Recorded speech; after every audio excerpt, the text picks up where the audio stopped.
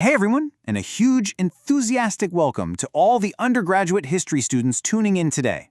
Look, whether you're actively cramming for your finals right now, or you're just trying to get a solid grip on the chronological evolution of Indian civilization, you are absolutely in the right place.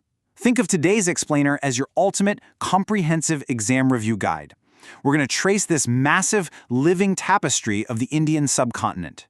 We'll be looking at the enduring administrative, economic, and philosophical threads that weave together to form one continuous, incredible story. And don't worry, we're going to break down thousands of years of really complex history into clear, manageable concepts that you can actually retain for your test. All right, here's our game plan. We've got 5 chronological study modules to get through today.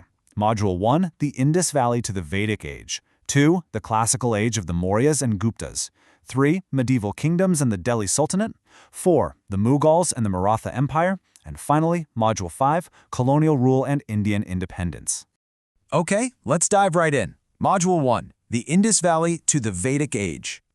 You know, when we look at the very early origins of civilization, human development is intimately tied to environmental realities. Modern humans actually arrived in the subcontinent way back around 73,000 BCE, but it really wasn't until about 7,000 BCE that settled agriculture took root. And by 2600 BCE, the mature Indus Valley civilization was absolutely thriving. Why? Well, it's all because of the rivers. The environmental advantage of the Indus River basin was a total game changer. It allowed cities like Harappa and Mohenjo-Daro to flourish. I mean, they boasted urban planning and advanced drainage systems that literally wouldn't be seen again in some parts of the world for millennia. But the environment is definitely a double-edged sword. Around the early 2nd millennium BCE, severe, continuous droughts forced these highly urbanized people to pack up and disperse from those large centers into smaller, scattered villages. And it was exactly this environmental shift that paved the way for the Vedic Age, around 1500 BCE, which was marked by the arrival and integration of Indo-Aryan tribes moving from the Punjab region straight into the Ganges Plain. Now, as society shifted away from nomadic pastoralism over to settled agriculture in the Ganges Plain during this Vedic period, a brand new social structure emerged. Listen up, because this is an absolutely exam-critical vocabulary term, the Varna system. This was a social hierarchy made up of 4 classes. Basically, it served as a way to socially organize a rapidly growing agricultural society, but it did so by enforcing strict occupational exclusions, which unfortunately pushed some indigenous groups into marginalized roles. Understanding the structural evolution of daily life is super crucial because it laid down the foundational social dynamics for literally centuries to come. Moving right along to Module 2, the classical age of the Mauryas and Guptas. So, before a massive, sweeping empire can rise, power usually kind of has to consolidate regionally first. Around 600 BCE, we start seeing the rise of the Mahajanapadas. These were 16 incredibly powerful ancient kingdoms and oligarchic republics stretching all the way from Gandhara in the northwest right across to Bengal in the east. This marks the second major wave of urbanization in the subcontinent after the fall of the Indus Valley. It was a highly dynamic time, lots of shifting borders and competing regional political identities. But the political dynamism of this era was matched by a massive intellectual revolution. On one side, you had the established traditional Vedic rituals, heavily focused on structured social hierarchies and complex sacrifices. But then, pushing back against that, were the rising Shramana movements, most famously Buddhism and Jainism. They championed things like renunciation, nonviolence, and individual spiritual liberation. And guys, this isn't just religious history. This is pure political history. These evolving philosophical threads fundamentally reshaped societal norms and deeply, deeply influenced the governance of the empires that were just about to emerge. All of this consolidation leads us to one absolute pivotal concept for your exams: one unified system. The Mauryan Empire, particularly under Chandragupta and later Ashoka, essentially built a single, unified system of finance, administration, and security across the vast majority of the subcontinent. They built incredible infrastructure. I mean, the Grand Trunk Road is the famous example. It connected Central Asia deep into the subcontinent, streamlining trade routes and currency systems on a staggering scale. And hey, remember those Shramana movements we just talked about? Chandragupta actually embraced Jainism, and Ashoka famously turned to Buddhism, embedding those core principles of nonviolence directly into state policy and exporting those philosophies globally. Following the Mauryas, we arrive at the Gupta Empire, which is frequently reviewed in history exams as a true golden age. This era was known as Pax Gupta, a period of relative peace and prosperity that allowed science, math, and the arts to reach staggering new heights. Indian mathematics and astronomy, driven by brilliant scholars like Aryabhata, genuinely influenced global historical progress. Meanwhile, writers like Kalidasa were elevating classical literature.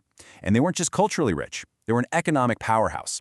They used these strong, established global trade networks to export this flourishing Indian culture all across the ancient world. All right, let's hit Module 3, Medieval Kingdoms in the Delhi Sultanate. Look, a huge mistake students often make when mapping out the medieval period is just staring at the north. You have to look south, too. Down in the south, the Chola dynasty kicked off a massive imperial expansion around 985 CE, heavily influencing maritime trade and Southeast Asian culture. Later on, around 1336, the Vijayanagara Empire emerged as a major cultural and architectural bastion.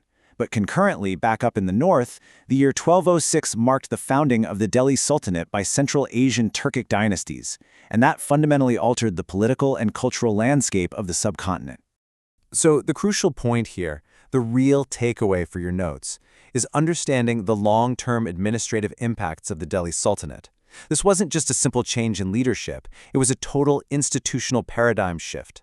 The Sultanate introduced a deep Indo-Muslim architectural and cultural synthesis. Actually, it served as the crucible for the emergence of the Urdu language. Economically, they integrated the subcontinent into a vast, highly lucrative international Islamic trade network. And crucially, from a military standpoint, their highly trained Mamluk cavalry tactics successfully repelled repeated Mongol invasions. That literally saved the subcontinent from the kind of devastation seen across so much of Asia and the Middle East at the time. Which brings us to Module 4, the Mughals and the Maratha Empire. Now, professors absolutely love comparison questions on exams because it shows real analytical depth. So let's contrast the Mauryan and Mughal economic policies. The Mauryans, they were the masters of a unified domestic agricultural and trade base. They relied heavily on overland routes like the Grand Trunk Road, all under a really strong central dictate. The Mughals, on the other hand, evolved the subcontinent into a massive global manufacturing and export hub. Regions like the Bengal Suba became deeply integrated into global sea trade, and administratively, the Mughals utilized a highly organized provincial system. They managed a vast, incredibly diverse empire through local integration rather than just strict top-down central dictation. But, no empire goes unchallenged forever. The early modern period was incredibly dynamic. The Maratha Empire, under the leadership of Shivaji, rose up to fundamentally challenge Mughal supremacy, which created a highly fragmented and super-competitive political map. Simultaneously, evolving societal norms were being driven by grassroots spiritual awakenings. Movements like the Bhakti movement and the emergence of Sikhism radically reshaped the religious landscape. They pushed back hard against rigid orthodoxies, emphasizing personal devotion and equality instead. And finally, Module 5, Colonial Rule and Indian Independence. When you are examining the British colonial period, it is absolutely vital to recognize the distinct shift in power that occurred. First, you had the era of East India Company rule.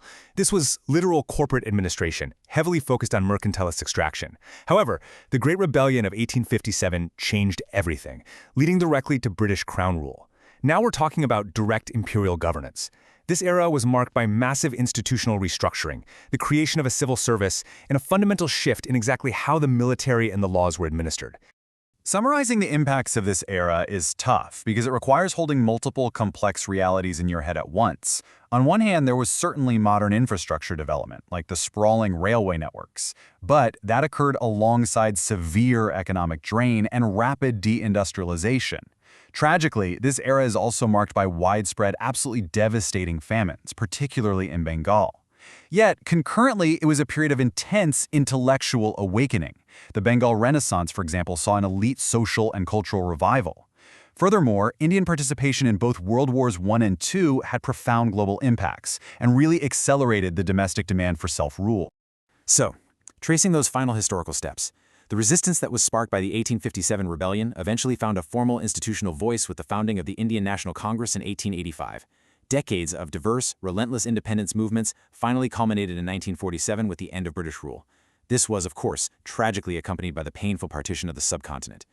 Just 3 years later, in 1950, the modern Democratic Republic of India was officially established, codifying its constitution.